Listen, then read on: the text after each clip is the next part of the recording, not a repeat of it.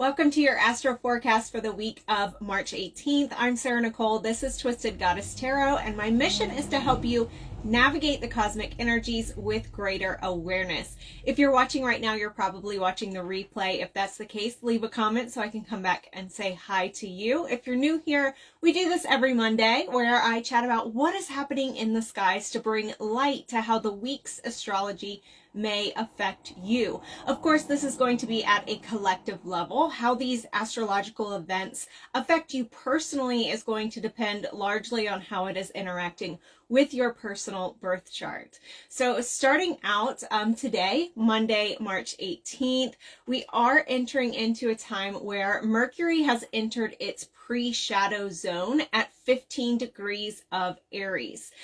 We are going to be having Mercury, so Mercury retrograde has not started yet. It's going to start, the first Mercury retrograde of the year is going to start on April 1st and go until April 25th. It's going to be in Aries for this Mercury retrograde. And so Mercury retrograde is a time that we are asked to slow down. It is a time where the mind really turns inward. It is a more subconscious time period. We're asked to review, to reflect before moving forward. Mercury retrograde, or all retrogrades, are really a time where the universe gives us a second chance to go back and make sure we are doing things correctly before we move forward again. So I did just want to touch on that. Of course, we'll talk about it more in depth once Mercury retrograde actually starts. But starting today, we are in the Mercury retrograde pre-shadow zone, which means Mercury is currently moving through the area that it is going to retrograde through. Okay, so what this means is if you start feeling some Mercury retrograde energy, you are not crazy. You are probably just very energy sensitive, or you maybe are ruled by Mercury, like Mercury, Gemini or Virgo, Sun or rising. You may feel the energy of Mercury more strongly. So you can kind of start feeling those Mercury retrograde energies even before Mercury has stationed retrograde on April 1st, because you're feeling that pre-shadow zone. Also on Tuesday, March 19th, at 11:06 p.m. Eastern Standard Time, the sun is going to move into Aries, which marks the beginning of Aries season. So whether you are an Aries or not, we're all going to feel this energy over the next month. Aries is ruled by the planet Mars, the planetary body of action, energy, courage, and war. Aries is represented by the ram, embodying the ability to really charge through any challenge. And in tarot, Aries is represented by the Emperor card, which reminds us that you should be the leader of your own life. Right? So as the sun moves into the constellation of Aries, you may feel the fire inside of you awaken. You may feel the call to really take charge of your life and only move towards what inspires you or what ignites that internal flame. Now, the challenges of Aries season, because of course there's no good or bad, everything has its higher expression or its lower expression. And so the challenges of Aries season are that of selfishness and impulsiveness. So be sure to be mindful in those areas. If you're an Aries, definitely claim your season. Let us know in the comments so we can celebrate you. If you have an Aries in your life, tag them and wish them a happy solar return. Aries, this is also your time to snag a birthday tarot reading. So it's a 5-card reading looking at the theme of the past year, what needs to be let go of as you walk into the next chapter, a gift that the universe is giving you this year, what needs to be embraced as you walk into the next chapter, and the theme of next year. That's available through the website. Also, as we're going to be celebrating the start of Aries season, this is not just a celebration for Aries. This is also the start of the astrological new year, right? So I know we celebrate the Gregorian calendar year on January 1st, but astrologically the new year starts as Aries moves, as the sun moves into Aries, the first zodiac sign, the beginning of spring equinox. So not only is it the astrological new year, but it is also nature's new year as well, right? The Gregorian new year starts the new year off in the middle of winter when we're releasing and hibernating, right? The astrological new year starts us off at spring when we are planting seeds, right? Planting seeds for the year ahead. So the start of Aries season is also marking astrological new year. So it's a time for all of us to celebrate, and the spring equinox. Equinox comes from two Latin words meaning equal and night. On the equinox, we get equal amounts of sun and darkness due to the Earth's axis and where the sun is hitting us. We're getting equal amounts of dark and light. It's a day of balance. So on that day, tomorrow, on the spring equinox, on the start of the astrological new year, on the start of Aries season, right? It's really a day to visualize what seeds you're planting. Visualize what seeds you're planting that you plan to nurture and water this year. This season, Aries season, is your groundwork for the rest of the year, right? It's really getting us, what direction am I going to charge forward like that ram, right? Stina, yeah, I agree as well. So I do have some Aries season crystal recommendations for you, and you can get this bundle on my website, twistedgoddesscrystals.com. But within this bundle, here are the crystals that I recommend you work with during Aries season. Anyone, not just Aries, but anyone. These are the crystals I recommend you work with.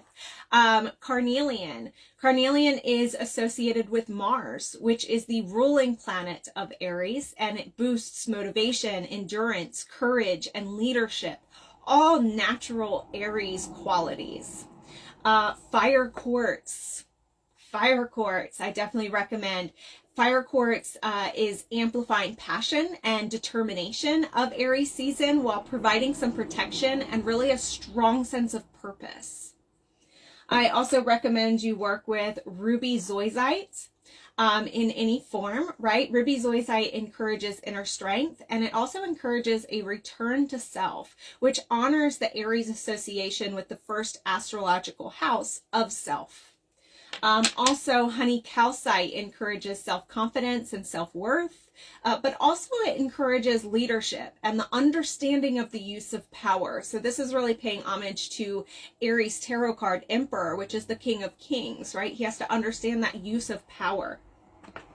And then lastly, I do recommend working with unakite during Aries season because it's going to bring that grounding and emotional balance to Aries energy, offering a growth mindset and a reminder to find head and heart alignment before charging forward like that Aries ram. So that is Aries season crystal bundle, and that is the information about Aries season, astrological year, spring equinox.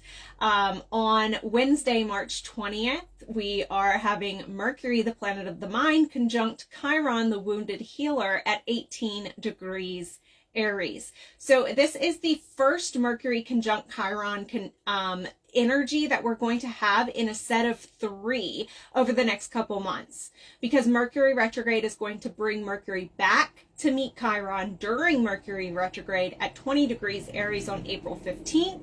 And then again on May 7th, while Mercury's moving direct at 21 degrees Aries. So Mercury represents our mental realm, right? And Chiron represents our greatest wounds. So when these two come together, it creates a time to really examine our wounds from a more logical, objective standpoint, not so much from an emotionally invested standpoint, right? Examine our wounds and to really see how they are presenting in your communication, in your thoughts, and in your perception. Not just in your communication to others, but also in your communication to yourself, in your self-talk, right? How are my wounds presenting in the mental realm? You may remember some triggering words during this time. And over the course of these 3 conjunctions, these 3 Mercury-Chiron conjunctions on March 20th, April 15th, and again on May 7th, we're going to have a chance to reprogram our mind towards rewriting the wounded narrative and moving towards a healing one, right? It's as simple as, and it's not simple, but it is simple, right? Simple in theory, not simple in practice. That's what that means, right? It's as simple as when you're sick, rather than saying, oh, I'm sick, I feel so sick, say, you know, my body is healing right now. I'm healing. Like, that's changing the narrative from a wounded narrative towards a healing one. And this is something that, you know, I have to watch myself on, because I am somebody that has a little bit of dark humor. And so I can, you know, the self-deprecating can be used as a joking, humorous way. But the mind doesn't know the difference, right? The spirit doesn't know the difference between whether you're saying self-deprecating things out of seriousness or out of joke, right? And so we do have to, this is really going to give us a chance to reprogram that, especially since it's happening in Aries, which is Chiron in Aries is triggering the wound of self-worth, right? That you deserve to fulfill your desires, that you deserve to be autonomous, that you deserve to have what you want, not just what you need, but have what you want too. And so much of us, especially in spirituality, you know, it's like the minimalist, and be grateful for what you have, and be grateful that your needs are met. And I agree with that. Yes, be grateful for what your needs are, for that your needs are met. If they are, that doesn't mean that I can't also have what I desire, what I want, aside from the needs, right? And so Chiron and Aries is kind of helping us heal that wound, right? Heal that wound. So that's what we're looking at. And then on Friday, March 22nd, hey Christina, hey Jocelyn. On Friday, March 22nd, we have Mars moving into Pisces until April 30th. And this is really giving us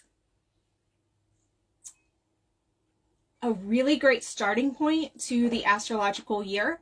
To really dive deep and see what are we doing this for? Like, I love this. Starting out the astrological year, we're talking about what seeds are you planting, and Mars in Pisces is really allowing us to really dive in deep and say, what seeds are you planting? And not just what, but why, right? Because Mars is the planet of action, courage, passion, anger. It is that inner flame inside. It is like, Mars is the energy that gets us out of bed in the morning, right? And so as it moves into this really dreamy, watery, mystical, subconscious Pisces energy, our motivation turns inward into the subconscious. It can be a time to really dig deep and find out who we are and what we truly desire before Mars enters its home sign, Aries, next, to really start moving forward with what we've uncovered while Mars is in Pisces. So some questions to start asking yourself while Mars is in Pisces. What have you been fighting for? And is that still a priority for you, right? It's a good time to kind of go inside and check in. Sometimes we get on autopilot and we forget to check in, and we're fighting for something that isn't even a priority for us anymore, right? So this is a really beautiful time to check in. What am I fighting for? Is that still a priority for me? What motivates me? Is that currently what I'm taking action on? What stokes my inner flame? How present is that in my current reality, right? So it's a really good time to go within and evaluate your motivations, evaluate what you fight for, evaluate your boundaries. It's really evaluate your values and how you act on your values, right? Venus is values, but Mars is how we act on those values. And so it's really about evaluating that. How am I acting on my values, my priorities in my life? So that is our astrological forecast for this week. I hope you enjoyed it. If you have any questions, let me know. If you missed the beginning, it will be available as a replay in just a bit. And thank you so much for being here, and we will talk again next week. Thanks so much.